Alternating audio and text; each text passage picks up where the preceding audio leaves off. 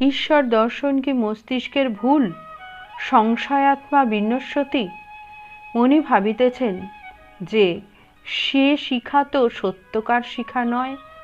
ঠাকুর অন্তর্যামী বলিতেছেন, চৈতন্যকে চিন্তা করলে অচৈতন্য হয় না। শিবনাথ বলেছিল, ঈশ্বরকে 100 বার ভাবলে বেহেড হয়ে যায়।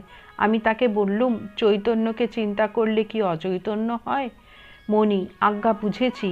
এই তো অনিত্য কোনো বিষয় চিন্তা করা নয়। যিনি নিত্য চৈতন্য স্বরূপ, তাতে মন লাগিয়ে দিলে মানুষ কেন অচৈতন্য হবে? শ্রী রামকৃষ্ণ প্রসন্ন হইয়া, এইটি তার কৃপা। তার কৃপা না হলে সন্দেহ ভঞ্জন হয় না। আত্মার সাক্ষাৎকার না হলে সন্দেহ ভঞ্জন হয় না।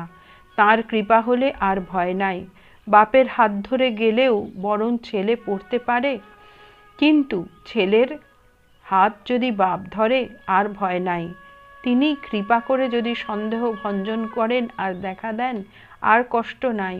তবে তাকে পাবার জন্য খুব ব্যাকুল হয়ে ডাকতে ডাকতে সাধনা করতে করতে তবে কৃপা হয়। ছেলে অনেক দৌড়দৌড়ি করছে, দেখে মার দয়া হয়। মা লুকিয়েছিল, এসে দেখা দেয়। মনি ভাবিতেছেন, তিনি দৌড়দৌড়ি কেন করান? ঠাকুর অমনি বলিতেছেন, তার ইচ্ছা যেখানিক দৌড়দৌড়ি হয় তবে আমোদ হয়। তিনি লীলায় এই সংসার রচনা করেছেন, এরই নাম মহামায়া। তাই শক্তিরূপিণী সেই মায়ের শরণাগত হতে হয়।